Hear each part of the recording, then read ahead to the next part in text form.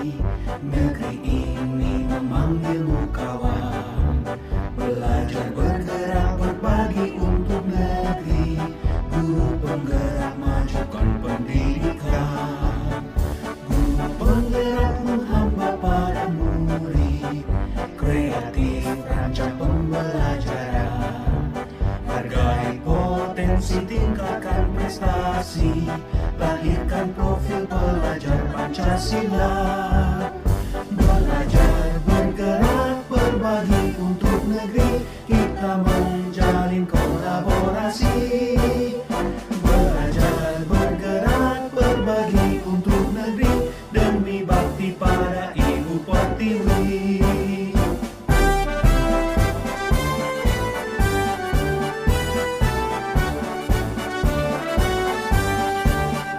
Bulatkan tekad, kuatkan hati.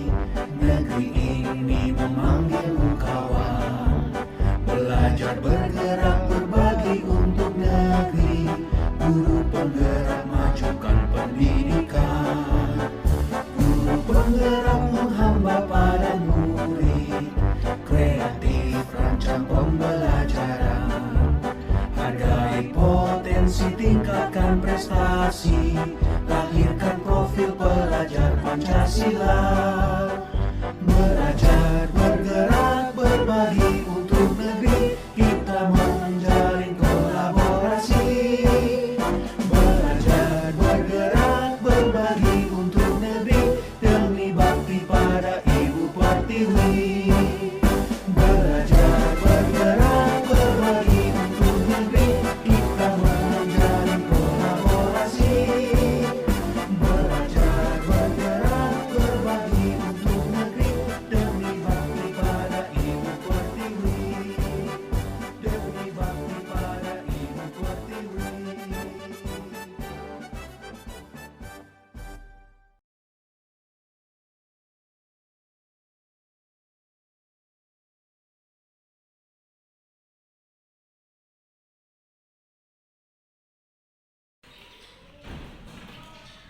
Anissa, lagi istirahat?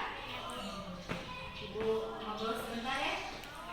Barusan Ibu mendapat laporan dari teman satu tiket Anissa bahwa Anissa hari ini tidak ikut tiket. Apakah itu betul, sayang?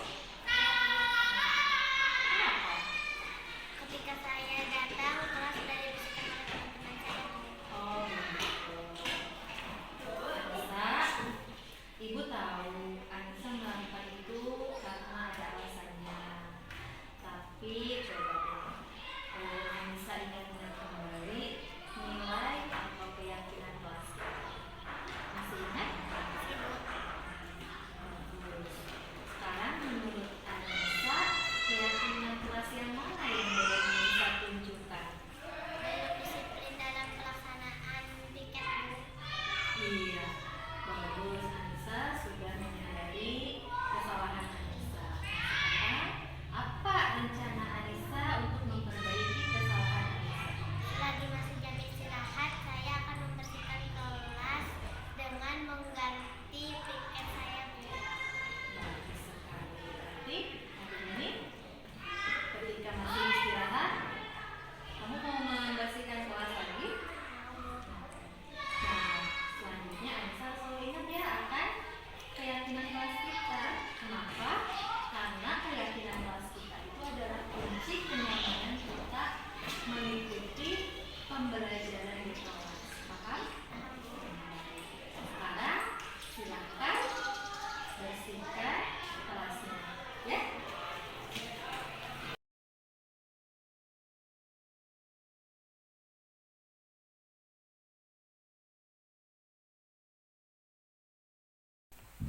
Bismillahirrahmanirrahim. Assalamualaikum warahmatullahi wabarakatuh. Waalaikumsalam warahmatullahi wabarakatuh. Pertama saya ingin mengucapkan terima kasih kepada Bapak Kepala Sekolah yang telah memberikan kesempatan kepada saya untuk bisa berbagi dan sharing tentang budaya positif di sekolah yang saya pelajari dalam program Guru Penggerak. Saya juga mengucapkan terima kasih kepada Ibu Bapak Guru yang sudah meluangkan waktunya untuk berpartisipasi dan ikut dalam kegiatan sharing hari ini. Bapak Ibu, yang akan saya sampaikan adalah tentang budaya positif di sekolah. Kita tentu sudah paham betul apa itu budaya sekolah. Budaya sekolah adalah tradisi sekolah yang tumbuh dan berkembang sesuai dengan spirit nilai-nilai yang dianut oleh sekolah. Mengapa budaya positif sekolah ini penting diterapkan di sekolah? Karena budaya positif ini akan sangat mendorong dan mendukung mewujudkan visi sekolah, yaitu untuk memajukan kualitas pendidikan di sekolah. Budaya positif ini juga mendukung dan mewujudkan tujuan pendidikan kita pada saat ini, yaitu membentuk profil pelajar Pancasila. Bapak Ibu, dalam menerapkan, mengembangkan budaya positif di sekolah ini, kita sebagai guru harus bisa mengarahkan pembelajaran di kelas dengan mengubah mindset kita atau paradigma pembelajaran kita yang mulanya berpusat kepada guru harus dirubah menjadi pembelajaran yang berpusat kepada siswa. Seperti yang kita ketahui bahwa pembelajaran yang berpusat kepada guru biasanya itu siswa cenderung pasif. Yang aktif itu adalah guru. Siswa hanya duduk diam di kursinya dan menerima penjelasan atau menerima materi dari guru. Berbeda dengan pembelajaran yang berpusat kepada murid, di mana murid berperan sebagai subjek atau pelaku dalam pembelajaran. Murid berperan aktif dan guru hanya sebagai fasilitator. Sebagai fasilitator yang memfasilitasi anak dalam belajar. Dalam pembelajaran yang berpusat pada siswa, biasanya itu siswa diberi kesempatan untuk membangun pengetahuannya sendiri. Mereka diberi kesempatan untuk mencari informasi dan sumber belajar yang mereka kuasai.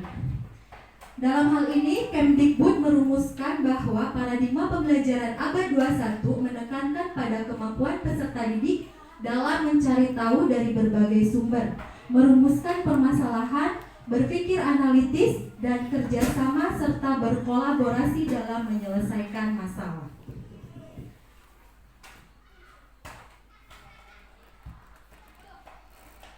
Nah, berikut adalah dokumentasi yang pernah saya lakukan di kelas terkait dengan pembelajaran yang berpusat kepada siswa, di mana saya memberikan fasilitas kepada siswa untuk mencari atau menemukan informasi sendiri melalui platform digital. Biasanya saya menggunakan YouTube. Kemudian saya juga memfasilitasi anak, meminta anak untuk bekerja dalam kelompoknya untuk berdiskusi. Hal ini akan menjadikan tempat belajar bagi mereka untuk bisa menghargai pendapat, bisa menghargai pendapat dari temannya dan pemikiran dari temannya. Selain itu, saya juga meminta anak untuk mempresentasikan ke depan hasil dari diskusinya. Ini akan memberikan pengalaman belajar kepada anak agar mereka nantinya memiliki keberanian untuk berbicara di depan teman-teman yang lainnya. Selanjutnya,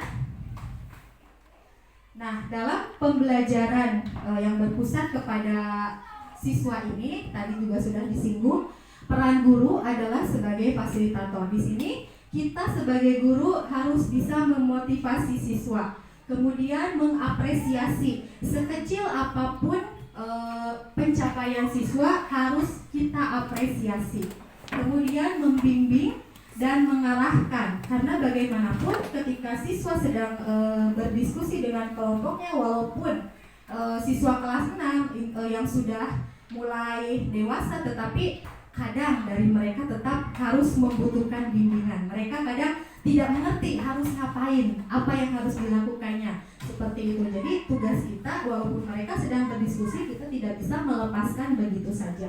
Kita harus tetap membimbing dan mengarahkan agar diskusi mereka terarah dan sesuai dengan tujuan pembelajaran. Yang terakhir adalah peran kita sebagai teladan.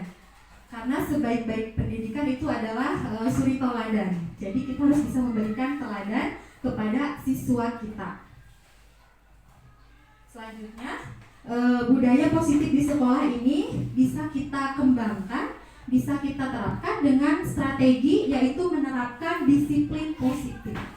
Disiplin ini sebetulnya ada dua jenis. Yang pertama disiplin negatif, yang kedua adalah disiplin positif. Disiplin negatif itu kaitannya dengan hukuman. Kita kadang memberikan hukuman kepada siswa hanya untuk mereka supaya bersikap disiplin sesuai dengan aturan, mematuhi aturan.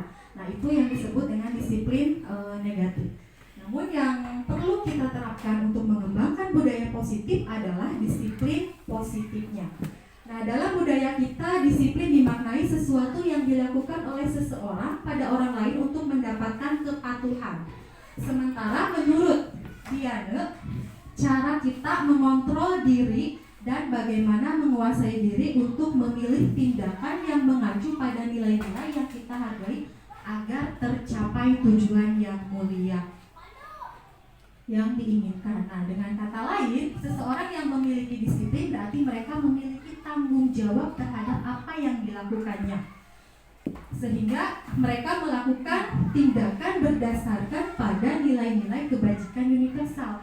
Dan sebagai pendidik, kita bertugas untuk membentuk atau menciptakan siswa yang memiliki disiplin diri, sehingga mereka bisa berperilaku sesuai dengan nilai-nilai kebajikan dan memiliki motivasi intrinsik bukan ekstrinsik. Nah, berbicara tentang motivasi, ada berdasarkan teori motivasi bahwa setiap perilaku manusia itu didasari oleh suatu alasan atau yang disebut dengan motivasi. Ada 3 macam motivasi. Yang pertama itu adalah motivasi karena ingin menghindari ketidaknyamanan atau hukuman. Dan yang kedua adalah motivasi karena ingin mendapatkan imbalan atau penghargaan dari orang lain. Kedua motivasi ini disebut juga dengan motivasi ekstrinsik, datangnya dari luar diri siswa. Kemudian motivasi yang terakhir adalah yang ketiga, menjadi orang yang mereka inginkan dan menghargai diri sendiri dengan nilai-nilai yang mereka percaya. Jadi tujuan disiplin positif ini adalah untuk menanamkan motivasi yang ketiga dalam diri siswa, sehingga mereka menjadi orang yang mereka inginkan dan menghargai diri sendiri sesuai dengan nilai-nilai yang mereka yakini. Seperti itu.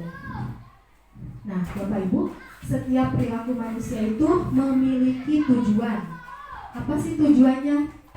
Sebetulnya setiap perilaku siswa, baik itu perilaku yang baik ataupun perilaku yang buruk, sesungguhnya adalah karena tujuannya adalah untuk memenuhi kebutuhan dasarnya. Oleh ahli dikelompokkan bahwa kebutuhan dasar manusia itu ada 5. Yang pertama yaitu kebutuhan untuk bertahan hidup atau survival. Ini berkaitan dengan makanan, kemudian minuman, istirahat, kemudian kebutuhan biologis dan sebagainya. Yang kedua adalah kebutuhan akan kasih sayang dan rasa ingin diterima atau love and belonging. Yang ketiga adalah kebutuhan akan kebebasan. Yang keempat, kebutuhan akan kesenangan. Dan yang kelima adalah power atau penguasaan. Nah, berdasarkan kebutuhan ini, ketika siswa kita di kelas, kita seringkali mendapatkan siswa kita di kelas itu berlaku tidak sesuai dengan aturan atau indisipliner, bisa dikatakan seperti itu.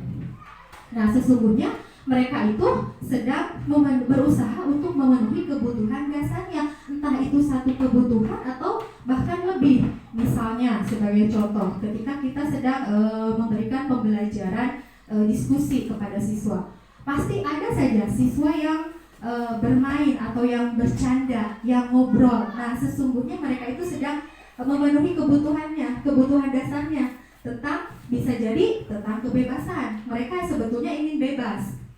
Mereka sebetulnya tidak ingin belajar seperti itu, atau tentang kesenangan. Mungkin saja mereka sebetulnya senang mengobrol, senang bermain seperti itu, hanya saja kebutuhan dasar mereka tidak dipenuhi secara benar sesuai dengan aturan.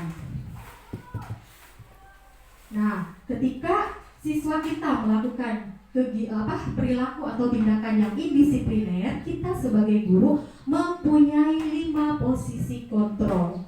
Yang menurut Diana Gosen, yang pertama adalah posisi kontrol sebagai penghukum.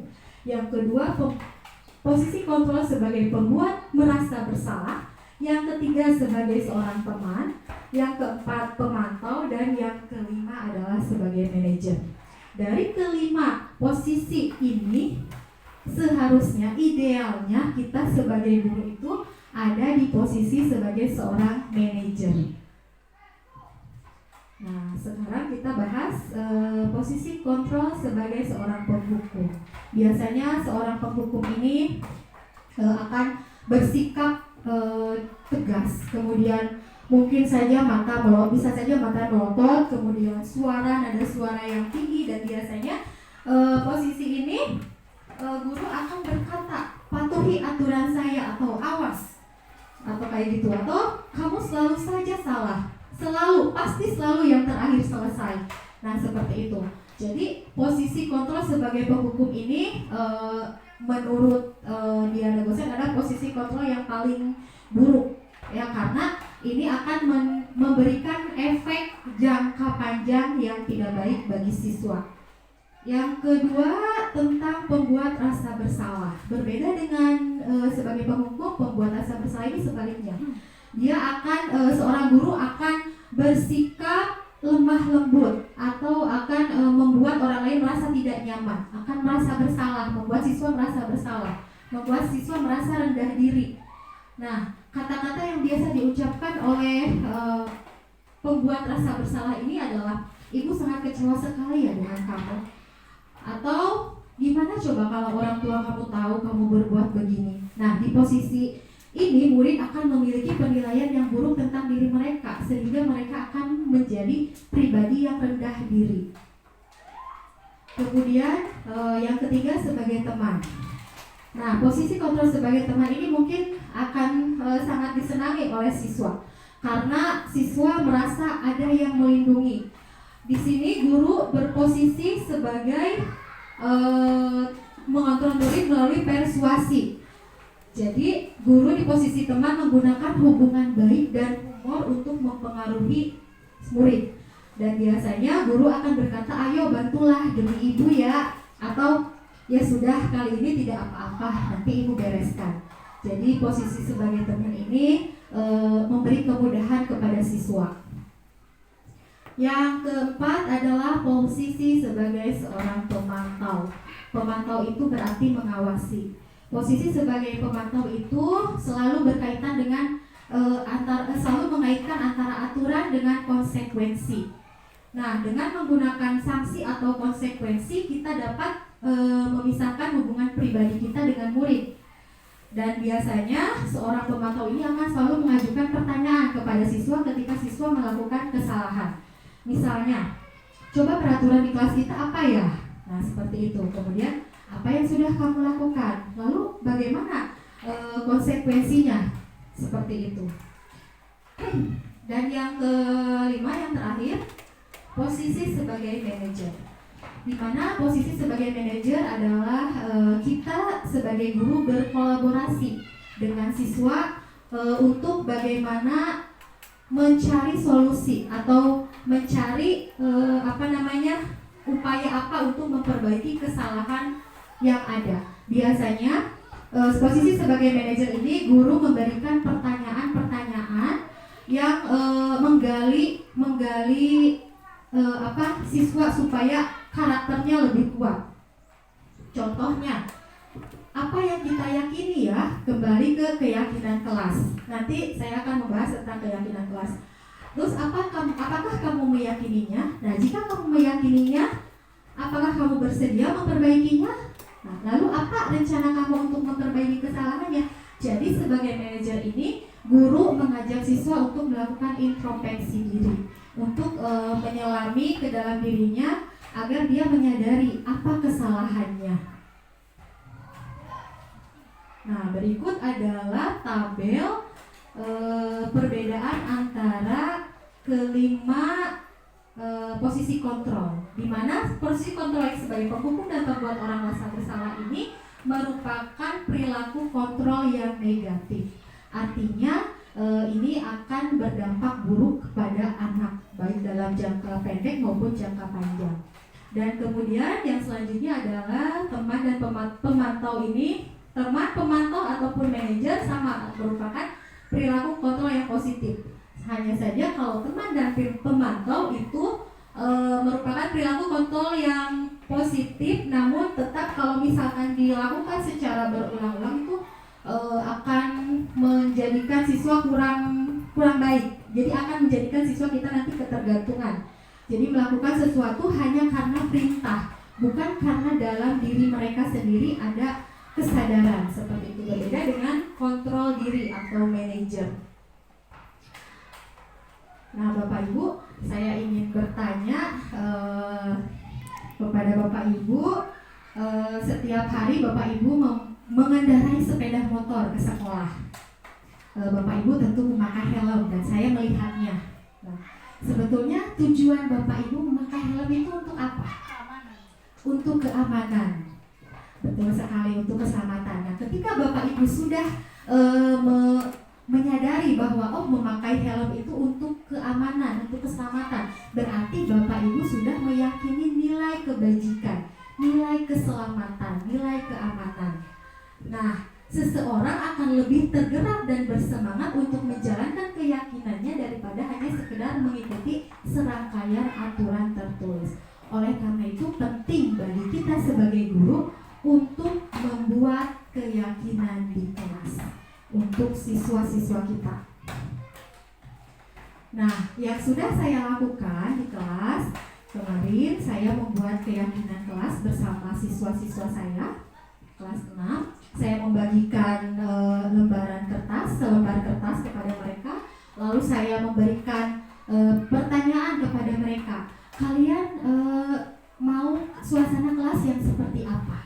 Suasana kelas yang seperti apa yang kalian impikan? Atau kalian ingin diperlakukan bagaimana oleh teman kalian? Seperti itu. Mereka ada yang menjawab, saya tidak ingin diejek. Itu berarti kita harus membuat peraturan, tidak boleh saling mengejek di kelas. Kemudian ada juga yang menjawab, yang menuliskan di kertasnya itu, saya ingin setiap piket semua teman-teman piket. Itu berarti pada kenyataannya ketika mereka sedang piket ada beberapa siswa yang tidak piket. Nah, jadi dari situ dibuat aturan bahwa setiap siswa harus melaksanakan piket. Ketika tidak melaksanakan piket nanti ada konsekuensinya, seperti itu. Dan setelah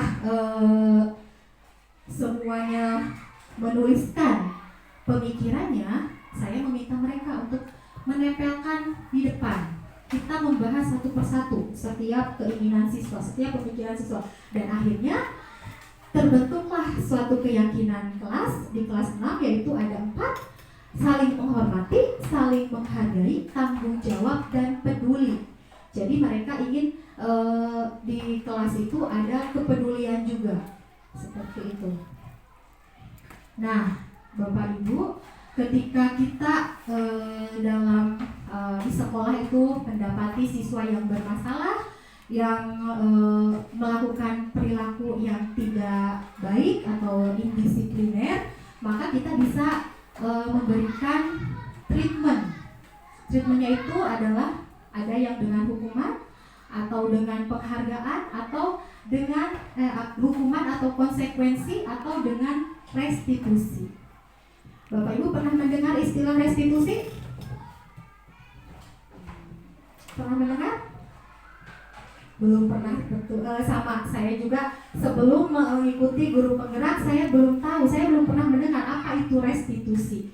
Tapi alhamdulillah setelah mengikuti program guru penggerak, saya jadi paham itu restitusi adalah proses menciptakan kondisi bagi murid untuk memperbaiki kesalahan mereka sehingga mereka bisa kembali kepada kelompok mereka dengan karakter yang lebih baik. Nah, restitusi ini adalah langkah terbaik, treatment terbaik bagi siswa ketika siswa melakukan suatu tindakan yang indisipliner. Karena dalam restitusi kita tidak ada yang namanya menghukum siswa, tetapi kita mengajak siswa untuk menyadari kesalahan dirinya, kemudian mengajak siswa untuk mencari solusi supaya kesalahannya itu tidak diulangi kembali. Nah, sebelum saya menjelaskan tentang restitusi lebih lanjut, saya ingin menunjukkan perbedaan antara hukuman, konsekuensi, dan restitusi. Saya juga dulu sebelum mengenal adanya restitusi, ketika ada siswa yang melanggar atau yang tidak sesuai dengan aturan, pasti yang saya lakukan adalah memberikan hukuman atau konsekuensi. Nah, akan tetapi hukuman ternyata itu dapat menyebabkan identitas gagal. Ya, jadi ketika siswa terus menerima hukuman, maka yang terjadi bukannya dia menyadari, itu hanya sebagai efek jera sesaat. Bahkan mungkin dalam hatinya dia menyimpan dendam kepada kita, dan entah sampai kapan dendam itu akan ada di dalam hatinya. Berbeda dengan konsekuensi. Konsekuensi itu tidak menyakiti siswa, namun tetap konsekuensi juga memberikan rasa tidak nyaman kepada siswa. Dan yang paling baik adalah restitusi, disiplin dengan restitusi. Walaupun kita tahu ya tidak semua masalah dapat dilakukan dengan restitusi. Selanjutnya, nah sekarang ada ini tindakan guru. Ya, mari kita menganalisis beberapa tindakan yang dilakukan oleh guru. Yang pertama, apakah ini termasuk hukuman ataukah termasuk konsekuensi, Bapak Ibu? Silakan. Yang pertama adalah mencatat 100 kali di dalam buku kalimat, "Saya tidak akan terlambat lagi karena datang terlambat ke sekolah." Menurut Bapak Ibu, ini termasuk konsekuensi apa hukuman? Konsekuensi. Baik, kita simpan dulu jawabannya. Yang kedua, lari mengelilingi lapangan basket 2 kali ketika terlambat sekolah. Hukuman. Ya. Yang ketiga, murid diminta untuk push up 15 kali karena tidak memakai masker di sekolah. Hukuman. Yang keempat, mengganti kertas tugas teman yang telah dicoret-coret. Konsekuensi. Yang kelima, menggantikan tumpahan air di meja tulis karena tersenggol saat belajar. Konsekuensi. Yang keenam, murid disuruh melepaskan sepatu seharian karena tidak memakai sepatu hitam. Hukuman. Yang terakhir, lari lapangan basket 2 kali karena terlambat 10 menit untuk pelajaran PJOK. Hukuman. Mari kita lihat ya jawaban Bapak Ibu. Nah, ternyata yang pertama mencatat 100 kali di dalam buku kalimat "Saya tidak akan terlambat lagi karena datang terlambat ke sekolah" adalah sebuah hukuman. Yang sebetulnya guru bisa melakukan hal yang lebih baik daripada meminta siswa untuk menulis "Saya tidak akan terlambat lagi". Yang kedua, lari mengelilingi lapangan basket 2 kali ketika terlambat ke sekolah, ini memang betul adalah sebagai sebuah hukuman. Yang ketiga, murid diminta untuk push up, juga sama hukuman.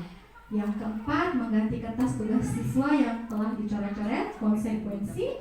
Menggantikan tumpahan air di meja karena tersenggol saat belajar adalah juga konsekuensi. Dan murid disuruh melepaskan sepatu seharian, itu adalah hukuman. Dan yang terakhir, lari lapangan basket 2 kali karena terlambat 10 menit untuk pelajaran PJOK adalah konsekuensi. Kenapa? Karena lari memang termasuk pelajaran olahraga, ya. Kemudian konsekuensi, yang membedakan konsekuensi dengan hukuman itu adalah kalau konsekuensi itu berdasarkan kesepakatan antara guru dan murid. Sementara hukuman itu hanya sepihak. Nah, selanjutnya ciri restitusi yang membedakannya dengan disiplin positif yang lain.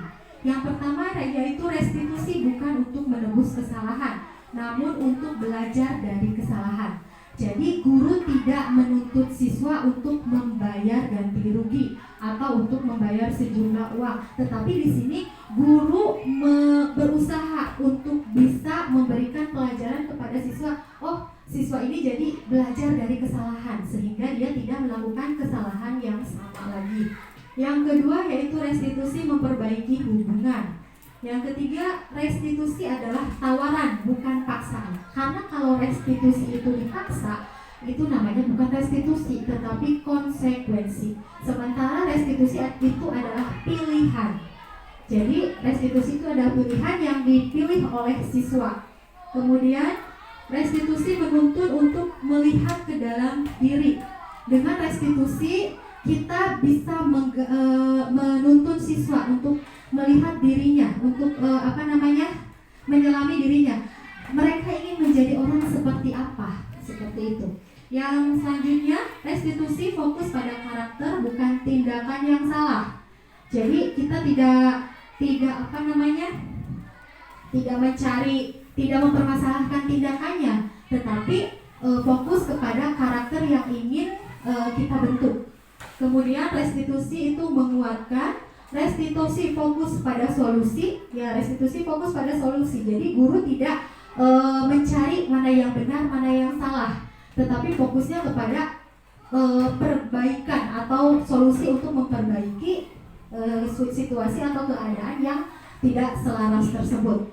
Yang selanjutnya, restitusi mengembalikan murid yang berbuat salah kepada kelompoknya. Jadi restitusi itu setelah direstitusi, siswa itu kembali bersama dengan kelompoknya, bersama dengan siswa yang lainnya, tentunya dengan karakter yang lebih kuat. Berbeda ketika kita menghukum siswa. Misalnya siswa mengganggu, akhirnya kita memisahkan siswa tersebut. Misalkan siswa tersebut dijauhkan dari teman-temannya. Nah, itu sebetulnya tidak baik ya, karena seharusnya siswa itu tidak dijauhkan dari kita, tetapi kita bimbing, kita beritahu, oh harusnya kamu seperti ini, harusnya begini, harusnya tidak boleh seperti itu.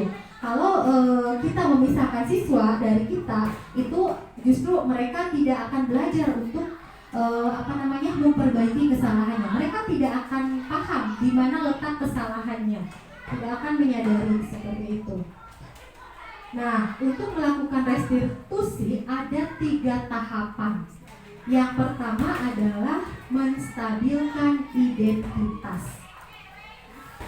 Kegiatan menstabilkan identitas ini adalah menenangkan siswa. Ketika siswa berbuat kesalahan, kita menenangkan siswa dengan perkataan, setiap orang pasti pernah melakukan kesalahan ya nak. Nah, seperti itu. Atau kamu bukan satu-satunya yang melakukan kesalahan kok. Nah, seperti itu. Kemudian setelah menstabilkan identitas, yang kita lakukan adalah memvalidasi tindakan yang salah. Jadi kita berusaha untuk memahami alasan siswa, kenapa siswa melakukan tindakan tersebut, tidak langsung menyalahkan. Jadi bisa dilakukan dengan mengucapkan, kamu tentu punya alasan mengapa kamu melakukan ini, atau ibu tahu kok sebetulnya kamu punya alasan kenapa kamu begini. Nah, tapi apakah kamu tahu yang kamu lakukan ini bermasalah? Seperti itu. Bisa dengan seperti itu. Yang ketiga, tahapan yang ketiga yaitu menanyakan keyakinan. Kembali kepada keyakinan kelas. Apa sih, coba ingat-ingat kembali keyakinan kelas kita. Keyakinan kelas kita apa? Terus mau jadi apa kamu? Atau kamu mau jadi orang yang seperti apa? Kita kembalikan ke keyakinan. Setelah itu kita berusaha membimbing siswa untuk memperbaiki kesalahannya. Seperti itu. Nah, berikut adalah testimoni atau pendapat siswa setelah saya melakukan kegiatan restitusi.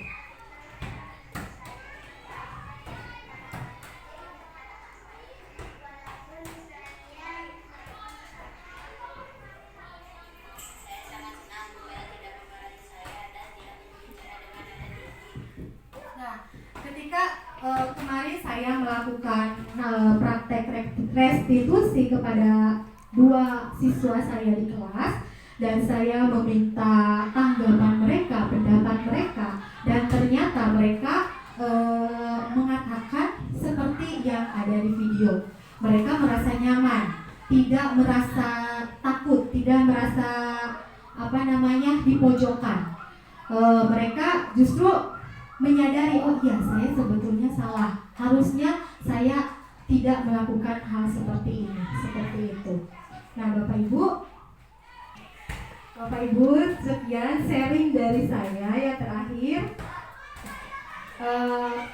budaya positif itu bisa dilakukan di sekolah, bisa dikembangkan di sekolah, dimulai dengan lingkup yang paling kecil dulu. Lingkup yang paling kecil di sekolah adalah di kelas.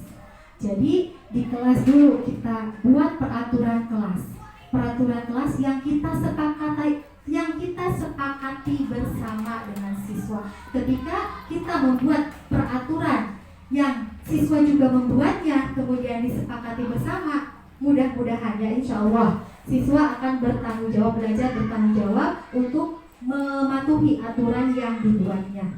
Nah, ketika di kelas sudah memiliki aturan yang disepakati, membentuk keyakinan kelas, dan keyakinan kelas tersebut sudah dilaksanakan secara konsisten, maka akan tercipta lingkungan positif. Lingkungan positif inilah yang bisa kita kembangkan sehingga kita bisa menerapkan budaya positif di sekolah.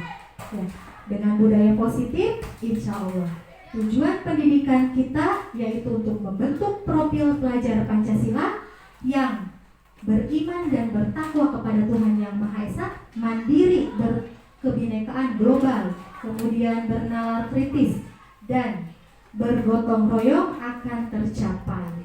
Demikian yang bisa saya sampaikan. Barangkali dari Bapak Ibu ada yang ingin memberikan tanggapan atau sharing atau pertanyaan, boleh silahkan.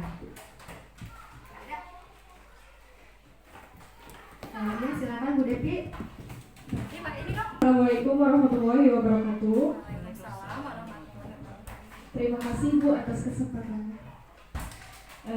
Jadi yang saya pahami itu dari budaya positif itu kan untuk mendorong visi sekolah, mendukung tujuan pendidikan. Yang tadi Ibu jelaskan itu kan budaya positif guru hanya memfasilitator untuk siswanya, dan Ibu juga sudah melaksanakannya di pembelajaran sehari-hari. Jadi yang saya mau tanyakan itu, bagaimana peran Ibu menularkan kebiasaan baik atau budaya positif terhadap guru lain atau rekan Ibu di sekolah? Terima kasih Bu.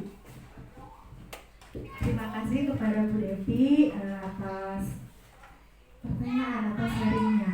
Ya, cukup sulit ya untuk menjawabnya. Yang tadi betul sekali bahwa budaya positif itu untuk mewujudkan visi dan tujuan pendidikan kita.